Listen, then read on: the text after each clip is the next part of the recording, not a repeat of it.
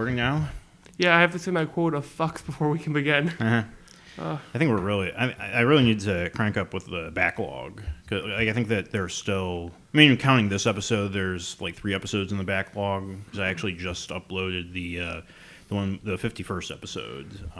Which means... Oh yeah, that's right. This is the 54th episode. So, You have to play the Godzilla roar. Uh-huh. And, I'm not even going to attempt to imitate it because I think I'm just going to like make an ass of myself. If you want to feel better, the comments are screonk. Mm-hmm. I hate that. It's a screonk. Mm-hmm.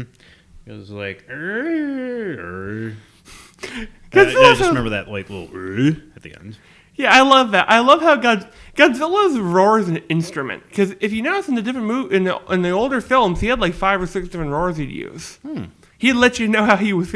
My favorite one is his roar that that I have and some fans have called the "Okay, buddy, retard." He has this roar he does when the humans do something that doesn't affect him. He looks and does a short little rah. But it sounds deeper and more bass. I was actually thinking on the way over here. This is a story that I haven't told. I was gonna talk about it like several podcasts ago, but it's not really that interesting of a story. But it made me think of remember that ice cream licking trend? Yo, fuck yeah! I think it's died out. Hopefully, it's died out by now. In our Walmart, do you know what happened? They had all the fucking staff watch it. Kids will be doing this. But for me, it was like I picked up a pack of chicken patties.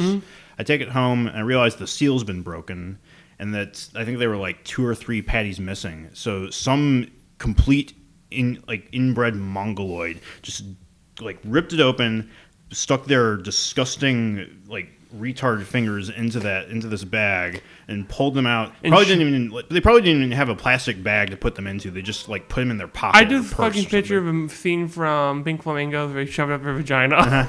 Well, I saw this clip on Facebook. It was like some woman just taking a diarrhea shit in like the frozen food section or something. I wonder what state that was. Yeah, I don't know, but she was state of confusion. And she was like wearing short shorts, and like she like squats down. She has her hand under there. So I assume that what happened after that was that she like stuck her hand in like the meats thing, with like the open area thing. And I didn't get that far because I'm like, oh, I don't want to see this shit. Literally. You know how they have those big flamethrowers in Warhammer? Brother, ready the heavy flamer. Exterminatus. You know what I love is that there's like 8 different exterminatus methods that the writers have gone through the detail of explaining something you'll never have happen in games. Wasn't like Disney looking to buy Warhammer or something? You know how Disney does cease and desist? You ain't seen Games Workshop. If those two, if they mingle, you know how Cell absorbs weaker life forms? That's Disney.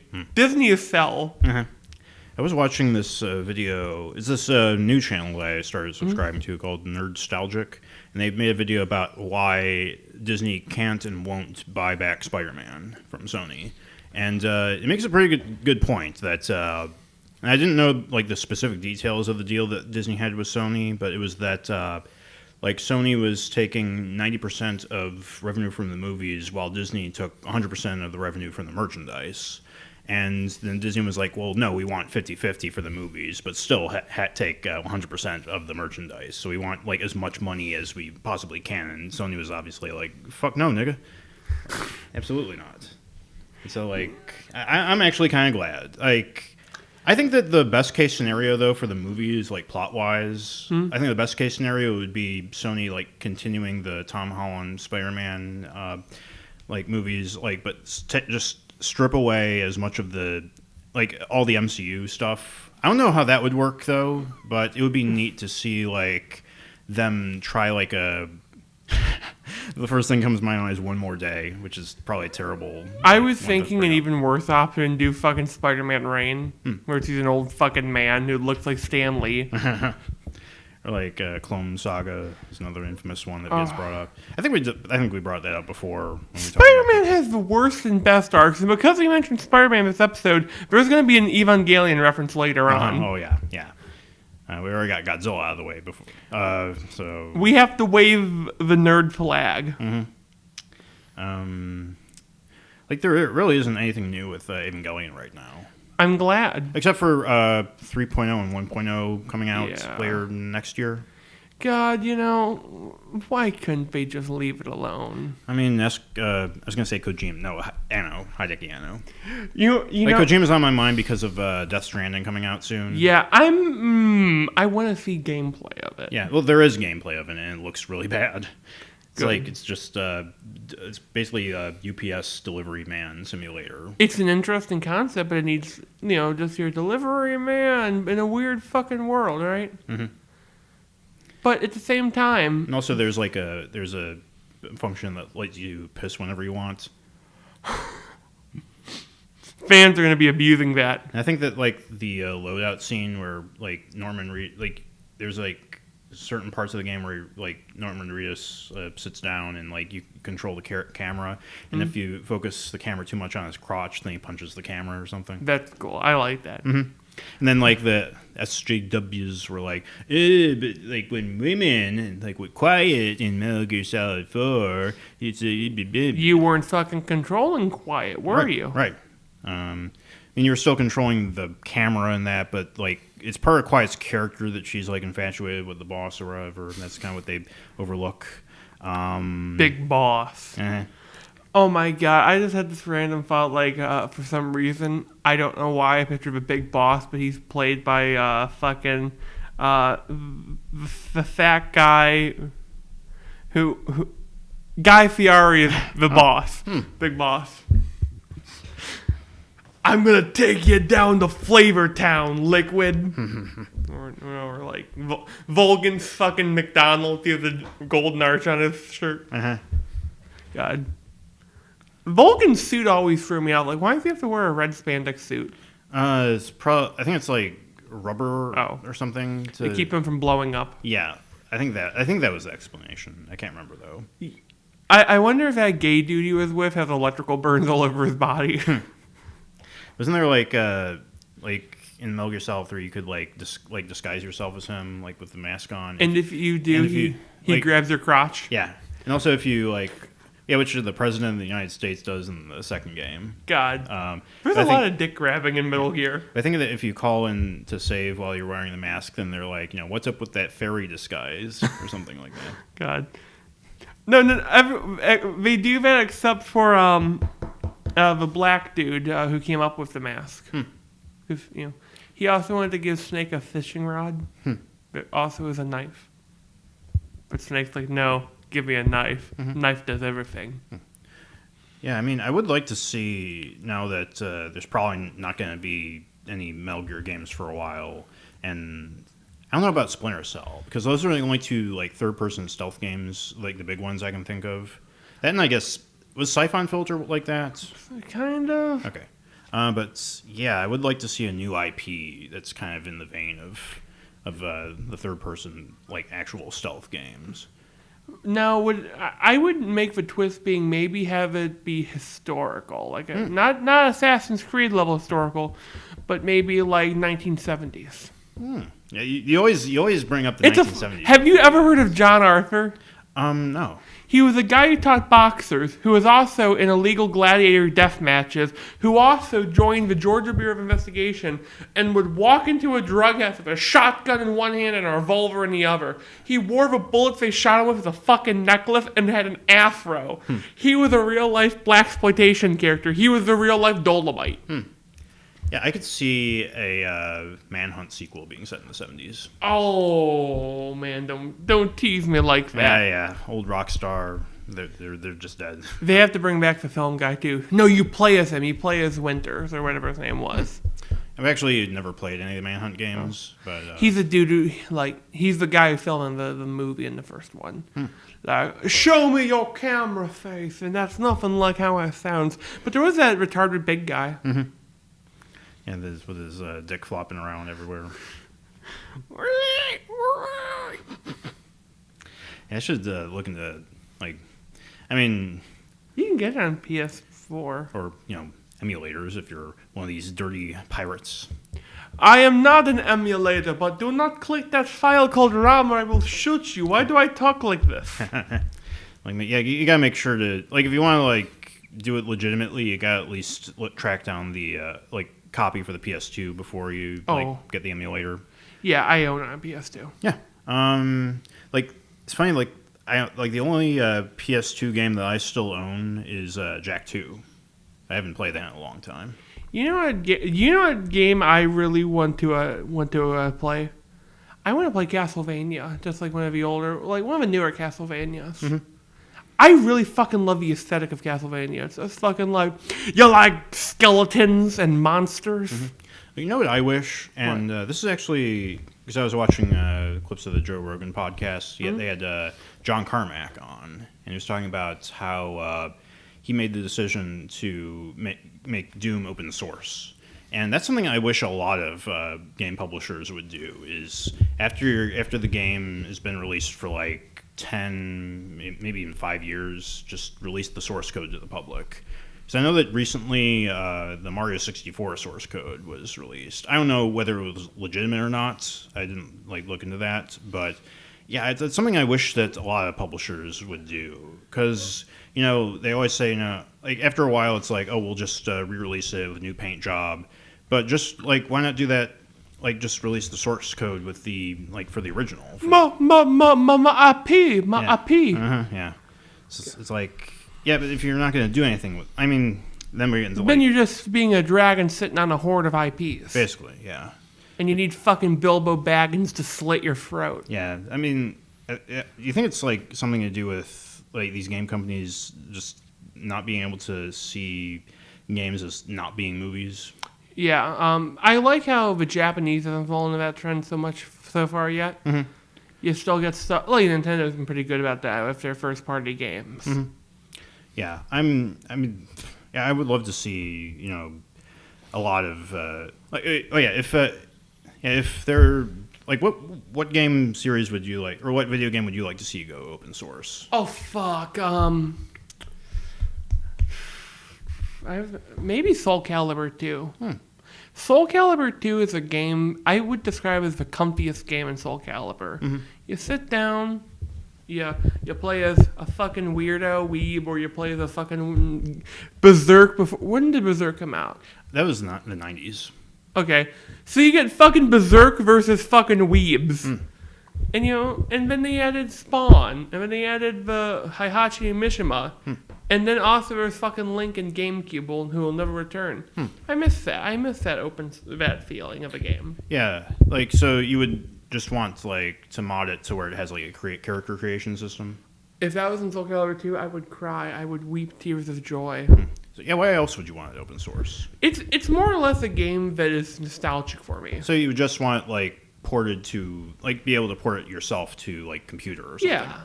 I'd like it on the fucking Switch, to be honest. Right. Because then we can get fucking Mishima, Spawn, Link all in the same game. Mm-hmm. See, what I look at with open sourcing is, because comparing it to Doom, is you're able to mod it any way you want. Yeah. I look at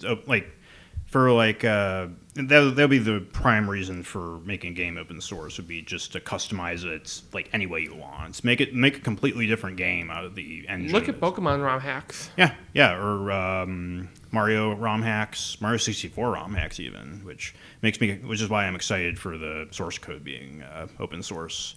One pick that I would say, and this would probably be completely impossible, was Kingdom Hearts. I can understand that in many ways. Mm-hmm. Yeah, the first game. And what, you don't like Kingdom Hearts 3? I've actually gotten back to that, and it's actually still kind of a slog. I don't hate it as much as when I first picked it up, but I just got to the Frozen level, and I got through the part where it's just a complete shot-by-shot recreation of Let It Go. Real quick, can I share with you something that spoiled me with Pokemon ROM hacks? Is a fucking speed up button. You know how entertaining it is to grind and just speed up, just fucking murder little baby Pokemon? Mm-hmm. God. Yeah, that's what I like with Earthbound and Mother 3, is that when Mother 3, there's a part where you're underwater, and the only way to, there's a air meter that goes down, and the only way to replenish your air is by going to these mermen and having them kiss you with these big red lips. Do the Abe Sapien.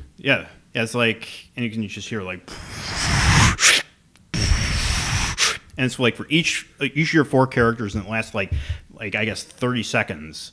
So like I'm really glad to be able to just fast forward through that. God. Or you know what else I really like about like Pokemon ROM hacks? If you ever get a chance, look up Crystal Clear. It turns Pokemon Crystal to an open world game. It has features like being able to tackle the gyms in any order. Or another one that I fucking love is, you know how when you see a legendary Pokemon and some people shiny hunt like a motherfucker, you get a fucking chance to save and soft reset so you can get that beautiful shiny Entei. Here's what else though. Here's what fucking gives me the tickles. Is that was a weird way of phrasing this. But you can port your fucking Pokemon to Generation 3. You can take a Pokemon from this ROM hack and put them in Pokemon Bank, hypothetically. And now I know what I must do. I must fucking breed Gen 2 Aryan Pokemon who are shiny, have perfect IVs. God, sorry. Yeah, one thing I was going to look into, this is sort of changing the subject, but with VR. Oh. Because I know that that was just recently brought up from one of the podcasts I've been listening to. They were talking about VR, and one thing I don't hear about is like being able to, or like I don't know if people have tried this before, but putting like a screen in like putting a screen in front of you, but like emulating the screen to like any ratio that you want. And wasn't there like a movie theater one for Steam? Yeah, like a sort of a movie theater type thing. But you couldn't control the size of the screen. Right. But if you were able to like have an Oculus and like have it like simulate a room and like simulate a screen in front of you, be able to like tweak the screen however you want and play basically any video game you want on it. Like that's how I see compatibility going forward with because backwards compatibility is kind of a bitch. Like video games, when they were made back in the day, they weren't made to last forever. Yeah. They're like even today, they're just kind of a disposable medium. There's an example. Have you heard of the game The Seventh Guest? It sounds familiar. Puzzle horror game, but very famously, there's a puzzle that's now incompletable. The puzzles you have to play basically a game of chess, right? But the game will only think as fast as your processor can. And now you see the issue. So yeah. By the way, with that mental image, all I have is, your mom comes down. What you doing, little Timmy? Well, you see, I'm sitting in the living room with my Oculus Rift simulating me in the living room playing a video game. Yo, dog, I heard you like video games. So you put a video game in your video game. That's the only proper way to play a porn game now. It's just... but yeah, that's what brings you back to open sourcing. That's like because that's the only way to like stop like video games from being like obsolete, is to just like get anyone to be able to like fix it up to their specifications. Imagine For Honor open source. I fear that because all you'll get is Catgirl mods. Yeah. Well, yeah, emulation is like fixing that too, but the publishers, they want their cut. So, I mean, you do. You make the source code something you have to buy. Make it like that. So like a Creation Club sort of scenario. No, make it like you want to buy the source code. You have to buy the source code and then you get to use it. Yeah, I can see some companies trying that maybe. Like I don't know, because it's a tricky game. Like if they were going to try that, then they would have done it by now. But they haven't really. Yeah. Like I think that now that the Western games market is starting to collapse, we might start seeing more of that. Yeah, just fucking the weeb games are winning. Yeah, because like Nintendo or Sony's stifling titty games. Nintendo's actually sort of doubling down on that, if you've noticed. Are we gonna get like a Mario game where fucking Peach flashes the camera? Oh, I know some people who are hoping that. God, I'm just myself included. Yeah, fucking. We have gotten rid of Bowser for Bowsette, and Bowsette is in Smash. Oh yeah. That would be amazing. I would. You know the guy who drew Bowsette actually got a trophy from Pixiv, the website. Oh my fucking god! I really hope that like he sits really lonely in his apartment and looks up to the trophy, which gleams ominously in the light. Grandpa, what's that? Well, you see, back in the day, I drew titties, and well, one thing led to another. Yeah. Shad Man has a fucking his trophy is like a giant throne of skulls, but he sits on. Hey, he's still going. I'm probably one of the I'm in the minority when I say I'd still defend him or I still support him. I don't defend his political stuff, but I don't hate it. I appreciate his art style, and I appreciate his dark sense of humor. His fucking first comic with the fucking skeleton is probably my favorite webcomic, just off comic of all time. Mm-hmm. Which one was that? The one where the skeleton and he falls in love, and the final part is him weeping because he doesn't have a dick. I don't know if that was his first comic. I think it was one of his first comics. Okay. I think his first comic was the 9/11 one. Oh, I forgot that one. Like, you know the one I'm talking about? No. It's where, like, the guy's, like, has a magazine, dirty magazine, he's jerking off, but then he sees the date on it. It says, September 11th, 2001, and he just starts crying. Use it as lube. Yeah. God. Oh, my God. By the way, my favorite thing, though, is apparently Pokemon ROM hacks is fucking brutal because apparently there's ROM hack, like, have you ever heard of Snakewood? No. It's a Pokemon ROM hack that adds zombies. Not good. No dice, no Braino. Here's the example of its wittiness. Giratina is Darth Vader. Also, it's not Bulbasaur, it's Boilbasaur. And they're usually just red eyes or a red Pokemon sprite. Sounds like a creepypasta or something. It fucking reads like one. Except it tries being funny. I mean, so like a creepypasta then. Yes. God. Oh my God. Speaking of creepypasta, one of my favorite YouTubers played a game.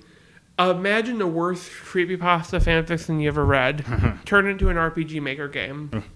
So, like, it'd be like a Jeff the Killer RPG. Jeff the Killer, Ben Drowned, and Slenderman join your party along with a gay wizard named Zach. and it's like, and some YouTubers you kind of put on in the background while you play games. It's like, and then Zach showed up. I'm like, what the fuck? Yeah, I don't know if you, like, I would say look up, like, speaking of Jeff the Killer, the Internet Historian did a really good video. That's like a live reading of Jeff the Killer, and it's like animated with like stock pictures. Oh my God! Yeah, it's brilliant, and he gets the top 15 guy to voice Jeff. The guy who talks like this. Oh no! Yeah, Chills, I think is his name. Hey, by the way, have you ever heard of someone who has a voice kind of like yours? I want to say, I don't know, because I was gonna say. Thomas from SWC, but I think he has a bit more of a nasally tone. So, this is a true story. This is back when I was a fucking super weeb for Freddy's. And I got, oh my God, Zach, were you in this video? And they post me a video, and there's this person who sounds just like me. Also, they're the one voicing, what's his name? Tiki Toby. One of the other proxies or Slender, whatever the fuck he is. So I look up and I look at that and I'm like, wow, their voice is like, it sounded just like mine to the point of concern. And then I found out, I'm actually a girl, but I voice my voice down, so I sound like that. And that fucking got me mad. I had to fucking take off my hat, crumple it up, and throw it, and I don't know why. I think there's like I want to say, like, because I've also been speaking of watching podcasts, and going back through the Sleepycast archives, so like Oni and his friends from the Newgrounds team. I think that Rice Pirates, Mick, I think that his voice is probably the closest to mine. I'm not sure, though. I might have to watch that video. Yeah. Look up Sleepycast highlight archives or whatever. All right. They're still pretty funny. It's from like a couple years ago is when they were doing the shows. Hey, I found something about Dwarf Fortress, by the way. I'm going to make a little part of this every episode to say one random Dwarf Fortress fun fact. Mules are immortal in Dwarf Fortress due to an oversight. They cannot die of old age. So they're like biologically immortal. Yes. Yeah. Just imagine your fucking mule lives... how old is that mule? And says, well, in the year -1, he was born. I actually was reading up on biological immortality, or animals with biological because I think recently they found a shark that was like over 200 years old. Yeah, the Greenland shark. Interesting fact, its meat is inedible due to the high amount of basically antifreeze in its blood. It makes you act drunk because it's killing your brain cells, just like alcohol. So like could sharks live without brain cells? Probably not. Okay. So like technically It's just in their blood. Oh, but they're immune okay. to it. Okay. It's kind of like there's a species of centipede, or millipede actually, that secretes so much cyanide you could hypothetically use as a weapon. Speaking of Greenland, I was just, like one of the concepts I was working with was like colonies in Antarctica, because like I know that like Antarctica is like there's like a legal term for it that like no one's allowed to like claim it as their own by the United Nations. But like I was thinking about, because I think that there are some like scientific foundations that are like building these habitats in like the desert to like prepare for expeditions to Mars, so like long-term survival in like hostile environments. I was wondering like if they're ever gonna like settle permanently on like Antarctica or even like North Pole. That's kind of an interesting idea. It's kind of a sad one in a weird way, because it's the last refuge of animals, of nature. Yeah, I mean if the ice caps hold up. Yeah, fuck. That's the main drawback. Yeah, so and we'll say you there's a land over here. It's the last bit of Antarctic land. You walk over and it's like a fucking ice cube in the bucket. Yep, that's it. You can put a flower pot in it. Oh man. Well, yeah, like the one topic that we were going to talk about. Oh, Captain Underpants. Yeah. Did you ever grow up with those books? No, I didn't like the art style on the cover. I'm like, I want to read like fucking Tolkien. Because you can tell I was a fucking nerd. It's funny because like even now I find Lord of the Rings kind of hard to read. I liked it, but I only liked it because fucking dragons and orcs. Yeah. Did I bring up last time that I watched the Ralph Bakshi? How'd you like it? Yeah, like the Ralph Bakshi Lord of the Rings movie. It's pretty good. It's very difficult not to compare it to the Peter Jackson movies. I like their version of Gimli more in some areas. Yeah. Also, they gave Gollum a really deep voice, which is really weird. What'd it sound like? It sounds like this. Oh, Ooh, God. my precious. Something like it's really weird because he looks exactly like he does in the Peter Jackson movies. Like Jackson had a hard on for those movies. But like, you know what I do? Like, have you seen the Hobbit one? No. They make Gollum into a fish. I like that because he's a cave dweller, and I don't think he was actually outed as a former Hobbit in that one. Yeah, the movie is pretty good. Like you can tell that they were kind of working with a budget, and I know that Ralph Bakshi, his philosophy on animation is basically if it moves, it works, and like there's a lot of rotoscoping in it. I remember the Orcs where they had the big red screen there, and they have that really fucking awesome chant. Yeah, it's pretty interesting in some cases. It's not like nearly as I kept looking at the runtime, just being like, it's almost over. So like there were some moments where I was just kind of wasn't Sauron's eye blue? For like I think that's the only time that they see Sauron is like in the reflecting pool or whatever. Yeah, like I don't think he's shown very much in that. So, I like seeing a different take on Middle Earth. Do you know who I want to adapt fucking Lord of the Rings? I want an anime company too. Oh yeah, that'd be neat. Actually, you know what I remember? Remember like what was it, like Delta Quest? It was some weird. It was vaguely Tolkienistic fantasy. They had a fucking anime adaptation, and I fucking remember loving it because there was this part where God, and this is me going on one of Zach's old man rants, but there's a scene where like they had this character went across a bridge, but they have to answer a riddle, and this riddle named off all these brothers in a song, and you have to count every creature, and it turns out that in this monster's favorite snack was the lyrics was things. Turned out no, it's wrong, you fucking asshole. His favorite snack is 3 crows. Eat a dick, but not like that because it was fucking shown on fucking not 4Kids.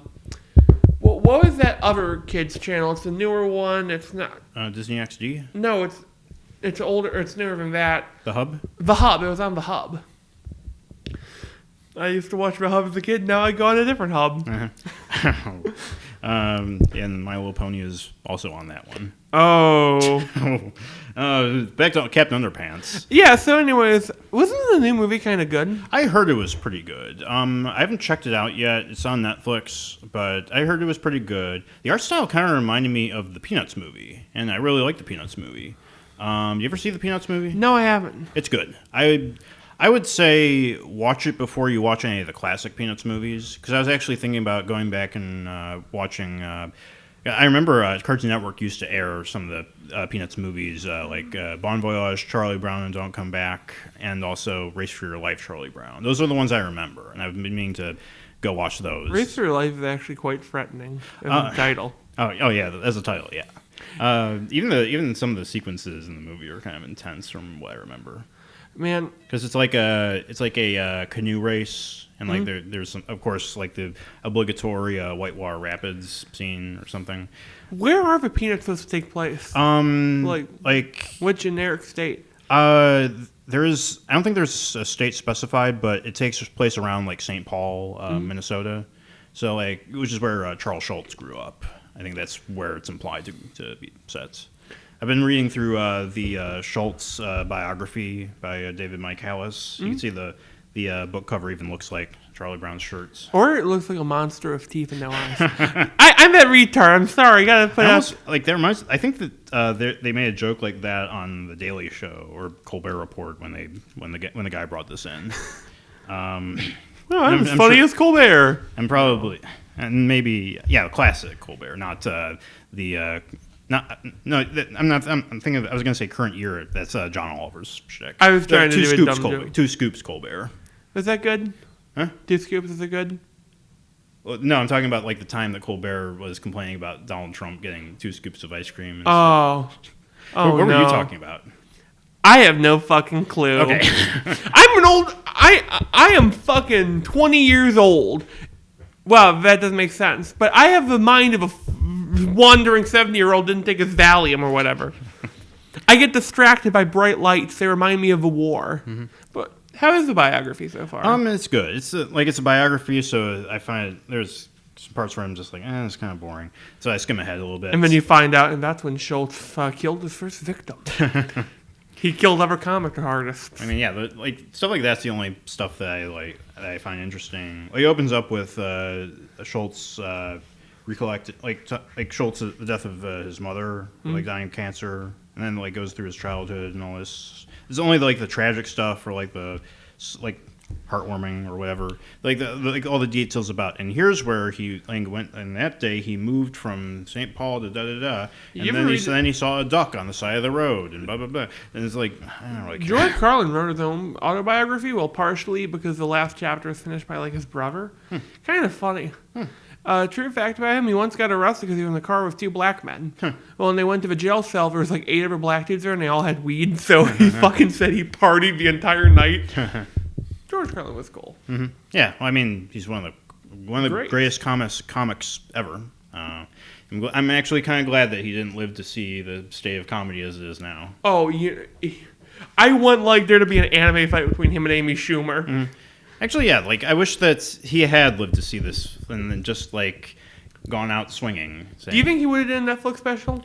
Yeah. I mean, like he would have been like in his 80s or so. So like that would have been entertaining, I guess. We wheel him up, turn him to face the camera. Go on. I want to do a microphone tap effect, but I'm scared to do it. Like that. Yeah. It probably just blew out somebody's eardrum. Yeah. You have to put like a trigger warning. Yeah, trigger warning. You're about to hear something really awesome, so crank up the volume all the way. Real fast.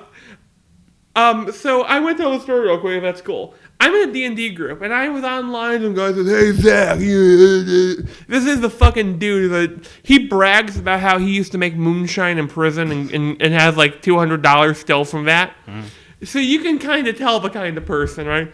Hey, you want to play D&D with my group online? I'm like, sure. And their names are all like the Pain Wolf, Darkness Slayer, Lord Blackness. And I'm like, oh, they're all fucking white hillbilly juggalos. And one guy said, yeah, I was telling the story about how this woman got raped with a hatchet handle. And his wife started crying. I said, why? And she said, I'm a rape victim. He says, well, he didn't rape you good enough. Didn't use a handle, did he? And he fucking talks like that. He's fucking... And I under some trigger warnings, but like I understand there might be a legitimate reason for why some people might get uncomfortable. At the same time, don't tell that hatchet story at Sunday church meetings. Yeah, there was like a thing on Twitter that I found like saying, you know, like, oh, political correctness, like something saying like, I'll show you it later, but it was like somebody saying, you know, you shouldn't hate political correctness. It's actually just another word for compassion. I'm like, no, it isn't. No, like, those are two completely different. There's a difference in political correctness, and then you know going like, and that's when I stuck a handle. You know what I mean, though, right? Yeah, political correctness is.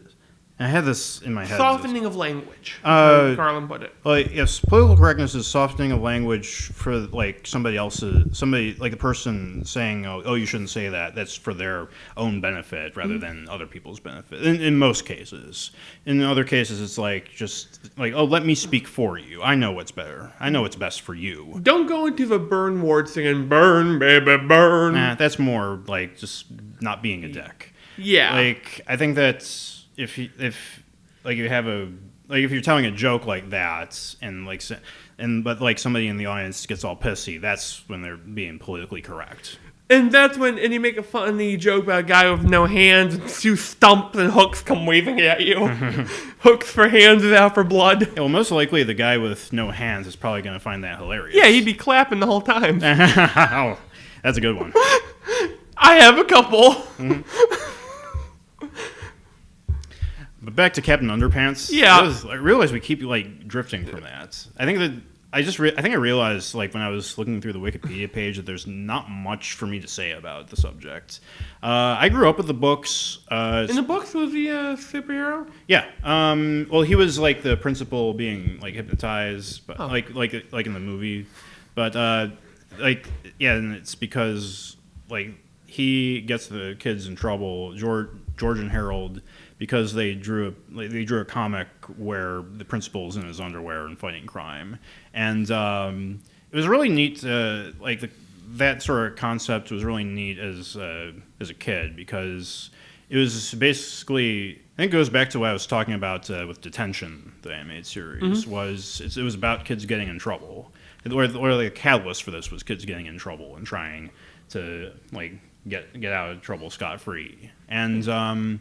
There's like sort of this anarchic sense of humor to like the whole series because a lot of it was like toilet humor. I think that the book itself was like a lot of the Captain Underpants books were banned just because of the toilet humor. Not because of toilet humor mainly, it's because of the fucking disobedience to adults. Yeah, that's another reason.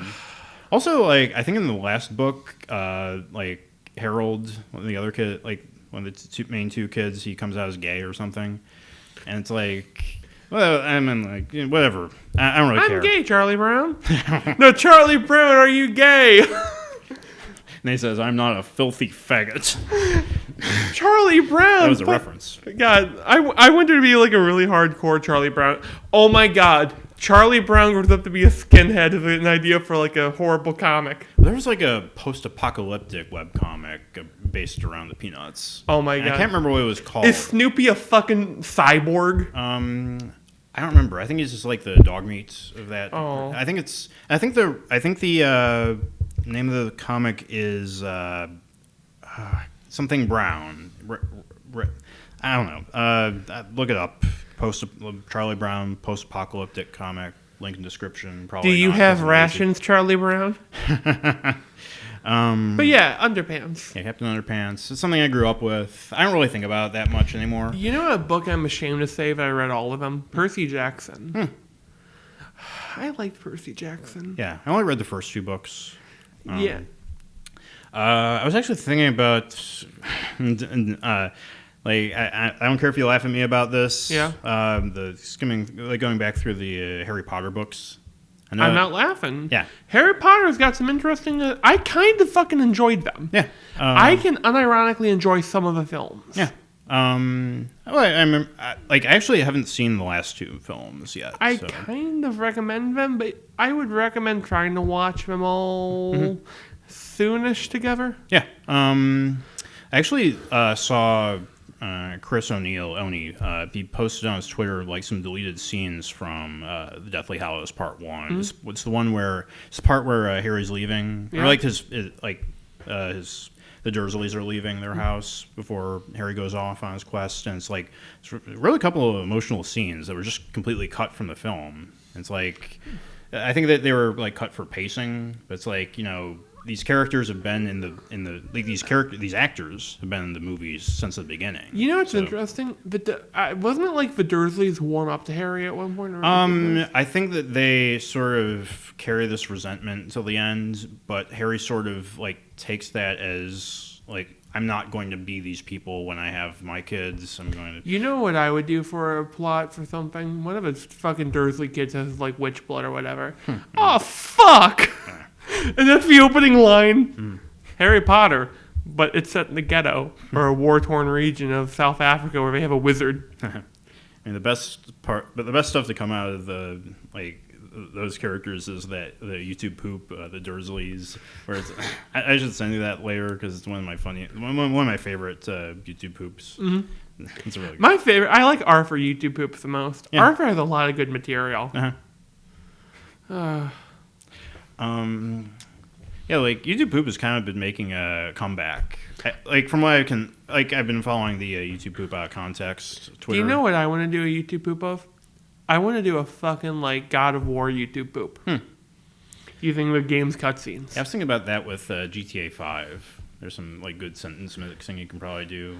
Did you know that in the game Soul Calibur Broken Destiny, Kratos appears? And Kratos actually physically weeps at one point, overhearing the fate of a con man's daughter, who then proceeds to rob him blind.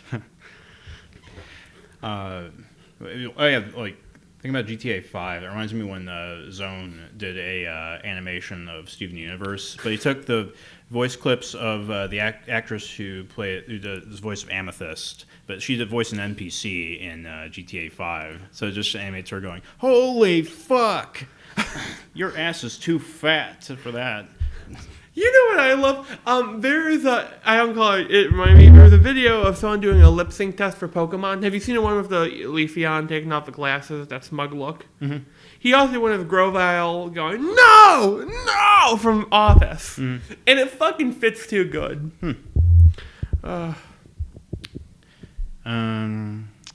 See, what's else? the worst YouTube poop you ever seen that you didn't create personally?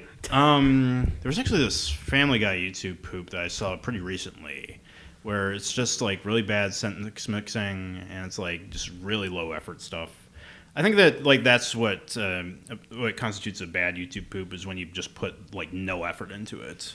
Hey Lois, I'm going to have sex with children and kill them, and just keeps doing that over and over again for like a minute. Be creative. Yeah. Like I know that when I was doing YouTube poops, that was just you can probably see from I actually uploaded the third Degrassi YouTube poop that I did to my channel, so you can see for yourself. I got some good feedback from it, so some people seem to like it. Well, you're good at sound mixing. Yeah. I've done editing for a long time. So, you're talking about this? No, I mean in general. Yeah. It's. I think that good audio is more important than good video. I agree completely. RPG makers I've been playing with, and I found something out. There is an ending track that goes that fucking sucks. But if you keep fucking hearing it because you suck at your own game, you get that fucking nail in your brain. But there's another one that's a full church organ. It sounds much better. Excuse me. I'm dying over here. I'm melting. Yeah, it is kind of hot in here. Yeah, I overheat because I think that, you know how African elephants have those big fucking ears? I have big ears, but they're not big enough for my body frame. I need a fucking sail like a reptile. You think that's why the Africans put those weights in their earlobes? I think it's more just more of a shape of the ear is more attractive culturally. Like how some people put the big disc in their mouth, or how or how some people grow dreadlocks, or how some people decide to get MAGA caps. Hey, I saw a fucking dude walking around with a ferret today. Totally not an interesting story. I got to fucking hold a ferret. Have you ever did that? Yeah. And you know how they kind of sloop? Mm-hmm. It was awesome. I remember one of my neighbors had a pet ferret, and like when they held by its neck, like the scruff of its neck, it would play dead. Oh, that's sad. I like ferrets. I wouldn't mind having a pet ferret. I would have pet skunk, to be honest. Yeah. I remember one of my other neighbors had a pet raccoon for a while. Oh, dude. What, you know, my neighbor had as a pet? He had a fucking jail yard dog. He had this dog that he used to do, and this is fucking messed up. He used to feed his dog magnesium. Magnesium drives dogs fucking wild. It's how you get rabies without the dog dying, basically. And he had this dog. It bit people's fingers off. It killed other dogs. And I found out how it died. It got hit by a semi-truck. Fucking nuts dog. I remember this dog. I remembered it because it looked kind of cute. And then it opened its mouth and it looked like it was a crack addict from, just horrible upkeep of your dog's diet. Don't feed your dog, fucking like magnesium mixed with like cornstarch. And birthday cake ice cream. That fucking cat, it's like, that cat would call itself Madam. I heard that Airsoft Fatty's mom died. Oh. I think. I didn't hear anything. If that's true, rest in peace, Mother. Your hillbilly antics entertained so many people. Yeah. I was going to look into this. I saw this book on the shelf of the library. It was like about like hillbilly like culture like dying out. I think it has to do with like urbanization of like all these like backwood areas. Yeah, they're building a couple new roads near where I live. Yeah. One thing like I was only reading the cover, but one point was that like a lot of these people who grew up in these environments, they weren't like, especially the older generation, they're not able to learn like how to like keep up with modern times. Like all they know is about like, oh, I'm gonna bring my laundry down to the creek and use my washboard. And like, it's like the hardcore rednecks. And you put them in front of a washing machine. They're like, what the hell is this? Tarnation or whatever. Yeah. What the fuck is this thing you're calling a smartphone? What's a phone? Yeah, back in my day, we used to go and oh my god, I talked to my fucking uncle, which is a mistake. I love him to death.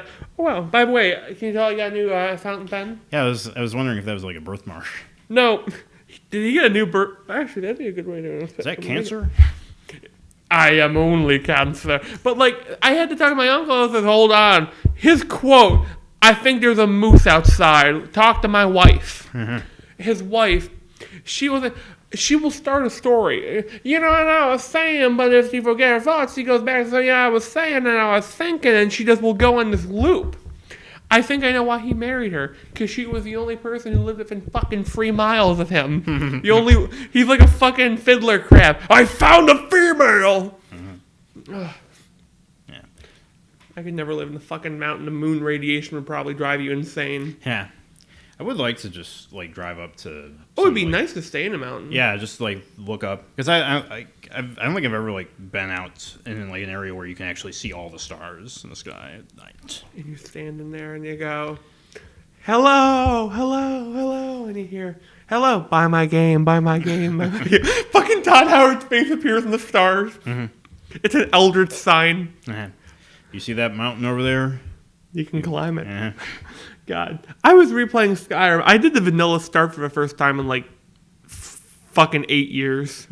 Or what? How long has Skyrim been out? It's been out 8 years. Woo! Yeah. Like 11, 11, 11. Yeah. So, it's weird to think that it's almost 10 years old. Fuck. When it's 21 years old, I'm going to have to delete Liara Sandus. You've been a good dark elf. What I do, every time I remake her in a game, I make her slightly older looking. I'm afraid when it's fucking Elder Scrolls 6 comes out, she's going to be in a fucking wheelchair. Help me! I'm so fucking old! I'm Nuva. Anyways, well, but yeah. That fucking start kind of drags if you know what's happening. Yeah. I mean, there's a reason that, a lot of the Bethesda games, their intros drag. I mean, there's like every Bethesda game from, since Fallout 3, they have like an alternate start game mod. Oh yeah, you know what the best, what's so amazing about, here's Morrowind's fucking opening. Wake up, the storm's done. Write your name down, what's your birthday, and deliver this ring. Then you're done. Fucking like Oblivion. You're in oh, my favorite one is the fucking dark elf. Yeah, I'll be seeing your wife while you're in prison, fellow dark elf. You get to kill him for a dark brotherhood, though. It's nice. Yeah, what do you think Elder Scrolls 6 is going to be like? I have one fear, and one fear that's going to be you're going to be taken down by Falmor, who are now super Nazis. No, don't make me hurt my I always play elves, and high elves are my favorite to play as. Because, you know, fucking more magic. And they're kind of evil, but it's probably going to have some plot about civil war and rebellion, and brother must not kill a brother, and some... I bet you it's going to be Valenwood, or... They wouldn't play their hand with the Khajiit, because, you know, furry, and they won't want to lose sales because of non-furry people. Yeah, it's like I kind of wish that they do something like really ballsy and daring. Go to Akaviri. Do you know why? 9 more races to play as, including kung fu monkeys, snake people who eat people who once ruled the empire, fucking tiger men who are demons, Dremora, and my favorite one, slug people who control magic. And speaking of new things, still don't know anything about Starfield. All I do know is that there's going to be some fucking shit controversy with it. Really? That's my bet. That's my fucking bet. I mean, you could bet that with any game coming out. Yeah. I mean, look at Cyberpunk 2077. That's been through the ringer like multiple times. Can't wait for Cyberpunk, though. Yeah. I hope I can make my character look really ugly. Yeah, that'd be neat. I want my character to look like that they throw him off a train a couple times. Yeah. I remember when they were saying like there's going to be like a gender slider or something, but like from what I understand, it's going to be like Saints Row 2, where you could like you remember that, like how you could adjust like whether your character looks more masculine or feminine. That's so cool. You could have like a character who's male but has like a female proportions, like David Bowie or something. Like make him like even more androgynous. Or you could. Oh man, I like stuff like that. I kind of like how the new Sims game doesn't have a strict gender. You can be a male or he. You can have he's sitting down. I have a fucking one. You know there are some fat people who pee sitting down. I like that you can simulate that in The Sims now. Yeah. Well, I mean, like my point with Cyberpunk is that it doesn't sound like it's like a politically motivated thing. It's just body mass. Yeah, it's more just like adjusting what your body looks like, and yeah, apparently like whichever gender you pick, it doesn't like affect gameplay, which adds to like sort of androgyny, like with whatever you do. I wonder how far you can make your character how enhanced you can be. Yeah, I'm gonna fucking become a fucking monster. Yeah. I actually watched this video it's by this other YouTube channel called Beyond Ghibli. They were talking about Ghost in the Shell. And one was this, he brought this like Greek paradigm or whatever. The axe handle? Yeah, the axe handle. Yeah, if I have an axe and the handle falls off and I get a new handle and then the head falls off, it's still the same axe. Yeah, is it or isn't it? If it's for the same purpose, I think is the argument that it's still the same. If you're still using it for the same purpose, or if it has the same owner or whatever. But I guess like it's a really interesting thing in comparing it like with Ghost in the Shell, because that was what the video was about. Yeah. I don't know. Like I haven't watched any of Ghost in the Shell media after the movie. I remember watching the movie when I was like, I think 17 or 18, just being really bored by it. I remember there's the tits and the weird romance. Yeah, there's the tits, and then there's just everything else in between. Yeah, show them. Also, one pretty cool fight scene, the invisibility suit fight in the canal. Oh, I fucking vaguely remember. I need to watch it. I want to watch it and watch the Scarlett Johansson one. Yeah. Well, from what I understand, the anime is better, obviously. Of course. It's the source. Yeah. But yeah, like I think even now, like even some hardcore fans of Ghost in the Shell, they're like the movie's pretty good, but it's not like as good as like say Standalone Complex. Or yeah. Like I don't know. I've always been more of a Battle Angel guy. So Battle Angels won me over. Yeah. It's my new aesthetic is how they do the cyborgs there. Yeah. That's what I was thinking about with, whenever I think of, actually, I was thinking about Brody's Ghost, the Mark Curley manga. I guess it's technically a manga, or a graphic novel, depending on whether white guy making comic is You not mangaka. yeah, you're a white male, so it's not blah, blah, blah. But like anyway, like the aesthetic in Rose Ghost really reminds me of Battle Angel, and that it's like a junk, like it's not really cyberpunk. It's just like futuristic, but it's junk pile city. It's a shitty future. Shitty city, yeah. It's right next to Titty City. right next to Dickville. But anyway, like I'm sorry, yeah. shitty city. Whenever I think of Rose Ghost, it just makes me feel kind of disappointed. It was bad. It was mediocre, I'd say. It's like Mark Crilly. I think he's a much better artist than he is a storyteller. I see. I think I've talked about this before, but I don't know, like it feels like he doesn't push the boundaries far enough. Because, like, again, like, because the setting reminds me so much of Battle Angel, where, like, cyborgs are just getting their heads, like, caved in, the skulls crushed, blood splattering everywhere. Fucking brains getting sucked out. Brain matter's getting sucked out and everything. But Battle Angel, Brody's Ghost is for a young adult audience, an American young adult audience. So, obviously, a lot of stuff has to be toned down. Whether it was for the publisher's sake or just Mark being, I'm Pussyfooting. Yeah, like he's got a family. He's like, I don't want to do anything too gory because they're like my audience is my children or something. It's like, I don't know. Now, see, I'm not gonna lie. If I have my grandmother read a proof draft, I might not have Smokes call him a cousin fucking chicken chasing retard sons of bitch. Mm-hmm. But at the same time, I wouldn't water it down the full version, the double barrel. Give them both barrels. Yeah.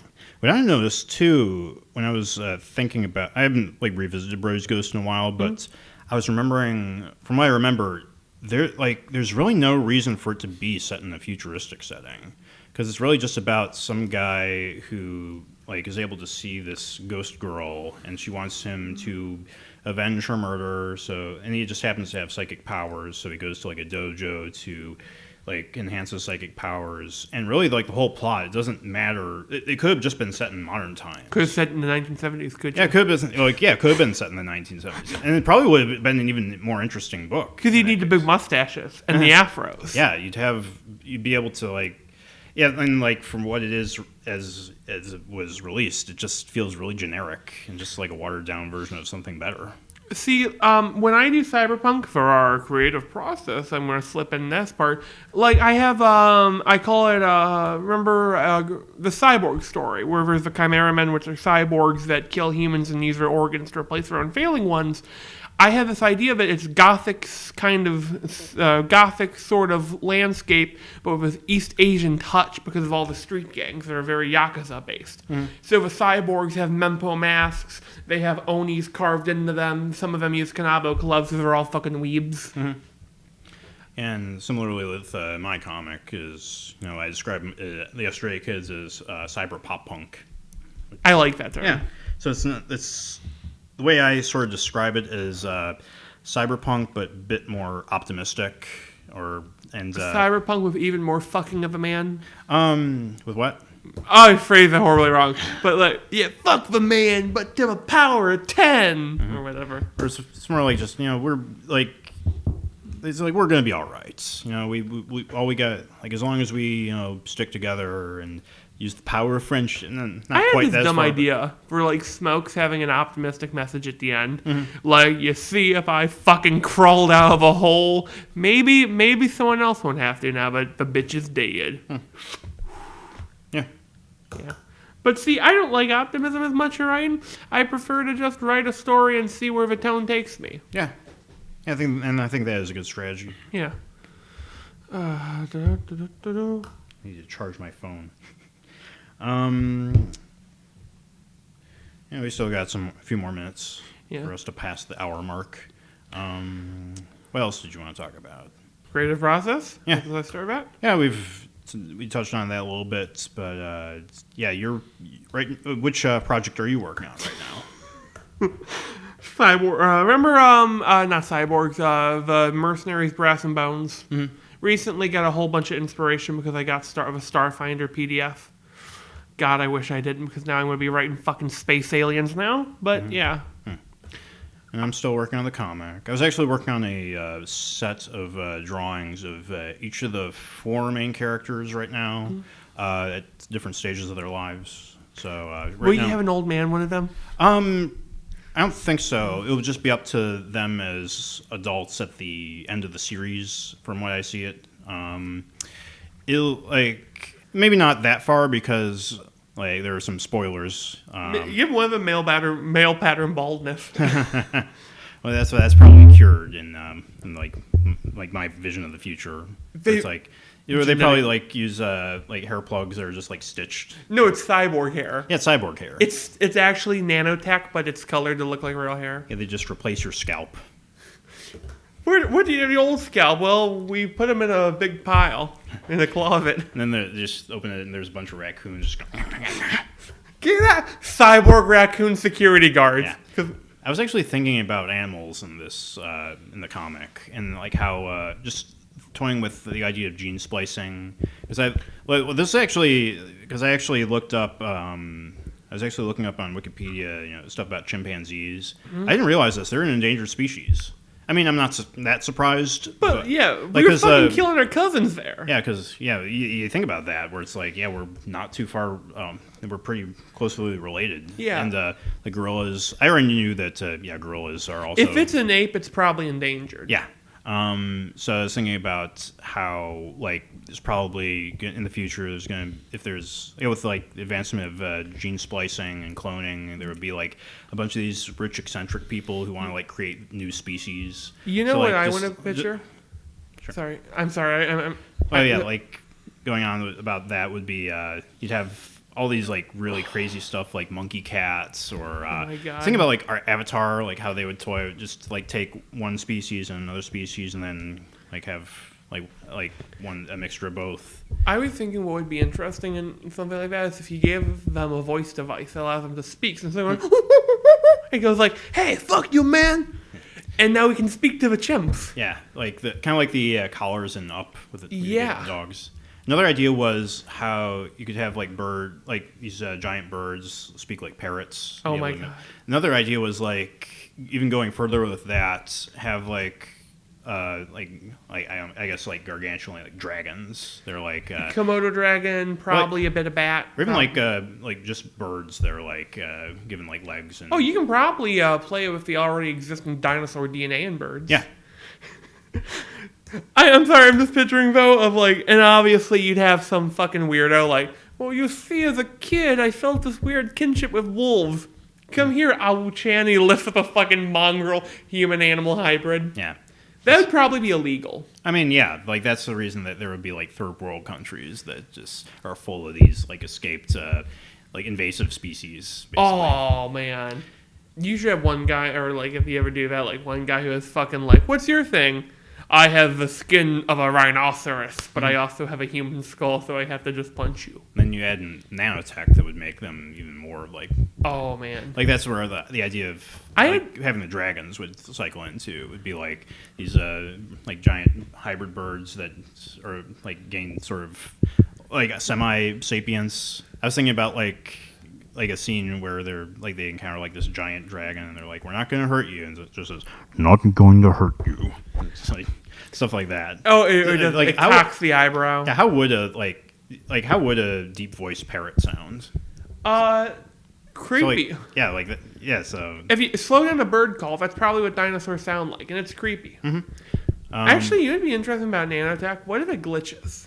Would that create any side effects? You think? I haven't thought about that because I was just picturing an aesthetic people with these metal jagged blades coming out of them, where the nanotech froze. Yeah, it's nanotech would be smaller than I don't think I mean, it's fused together, so it's stuck in the metallic shape almost. Is how I pictured it. Yeah, a huge cluster just crammed together. I don't know because.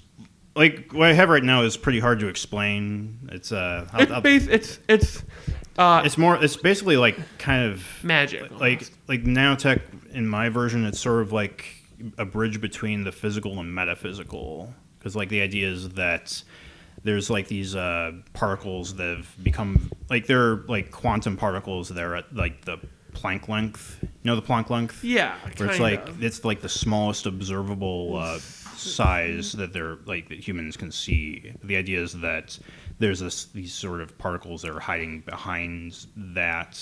They're like both there and not there, and that humans gain the ability to see them and then interact with them. And oh man, you probably get people. I think we touched on them able to make new elements out of nowhere. Yeah, like neo. I wonder if they'd be able to play with states of matter. Yeah, that'll probably be a thing. It's weird because like I've like been developing this comic for like years now, and I mean like not like years like like this version is. I mean, I've been putting a lot of thought into it, but I still get questions like this that really make me think, you know?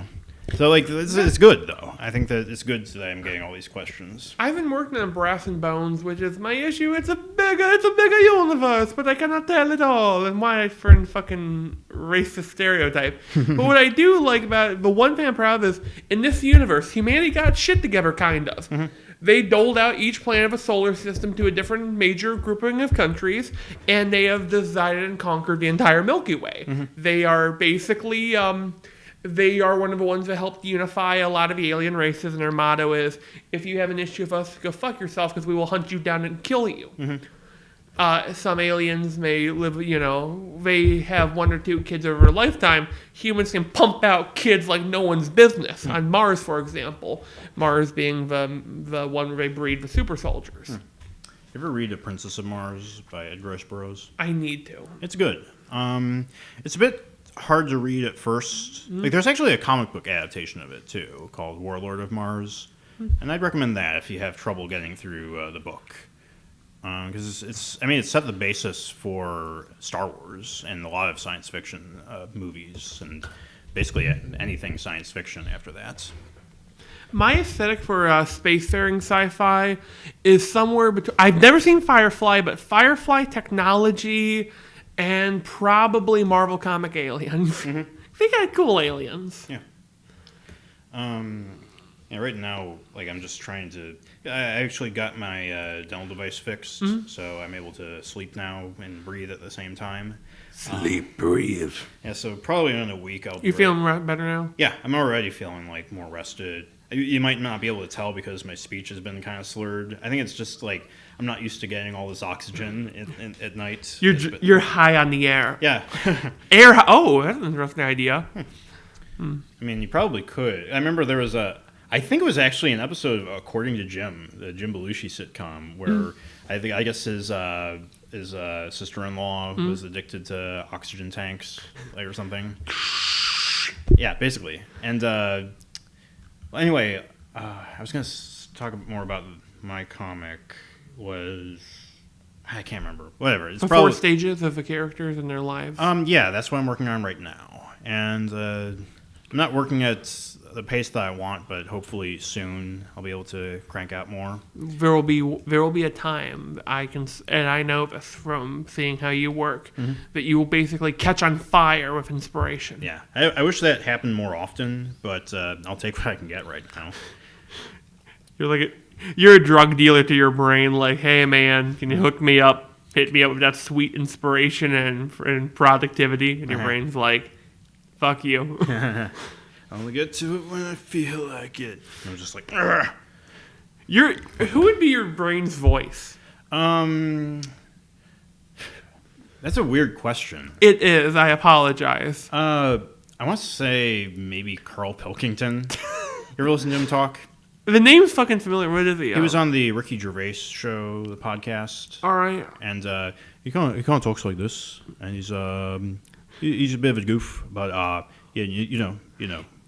Oh man, I got a whole bunch of magazines from the library here, and they throw away the freebies, and they're all fucking like magic books, and like people did magic.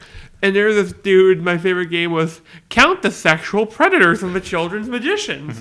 I was just about to say, like, is Randy Pitchford in any of those? Oh no! My favorite one though is this guy's like, yeah. So my wife left me, and my kid came out as gay, and I got mad, so I left, and I learned that I had a really cool parrot trick I can do. And now he's fucking working in Hawaii doing parrot shows. He has a live ostrich for one of them. Yeah. You ever watch any of Penn and Teller's? I fucking love Penn and Teller. Did you ever watch the SNL skit that they did? No. The levitating tricks. I haven't seen it. I don't know if I want to spoil it for you. I'll go Google it. Yeah, like the Google Penn and Teller SNL levitation or whatever. Oh, certainly. Yeah, because it has a really great payoff to it. Oh, by the way, my favorite thing they did in their show was they did it was one of their Full Lust, and they did the thing, and it was their Friday the 13th one, and they have a girl there, and they said, now we're gonna cut her in half, and blood starts splattering out, and they stop, and it comes in half, and there's fake guts, and they look at her. Penn says, I think it's time we leave, and the two of them left. And for whole credits, because we do the credits for show TV, lady's not moving. I love that shit. You know how they do the trick I found out is that there's fake legs when they put through, and when they, she does the thing like that. That's why they always wear the leg stockings. I remember there was like a documentary about this woman who was born without a lower torso. Oh man! So I was thinking like maybe like she could get gigs like that. And she literally had to just walk with her arms. I'm sorry, I feel so bad for her. Yeah. I bet you she got strong fucking arms. Yeah, she actually had a baby, and like they had to like cut open like her lower half and like to deliver it. How'd she? Like she lived. No, I mean, like, did someone fuck her? Well, I can't remember like exactly how that worked. I'd have to look it up. Because partially, I imagine it would probably have to be like intravenous or yeah, it was like that. Where they oh, cool. I'm sorry, I'm just putting this guy like and throw her in the water. I'm done. But yeah, like the baby was normal. So oh, that's good. It was like a neat, uplifting kind of story from what I remember. It was a while ago that I saw that. Oh, I was watching Animal Planet and I saw what I consider an uplifting story. There's 3 beetles and they threw a female in there. One they call him Wonky Horn because when he was in his pupal state, he broke his horn and it permanently bent to an L shape, so he can't fight. So when the 2 males who can fight see the female, you never going at it, right? He runs over all distracted and he fucks the shit out of her. And they show it. And they even show he flipped her over one point. Just keeps doing it over and over and over. And then he hides in the dirt. Got his job done. Did it. While the other 2 are too busy fighting. Oh, I think. Yeah, I think that it's time that we wrap up. This has been... Yeah, like, I've been Tony. I've been Zach. And this has been The Monkey Bar. 54!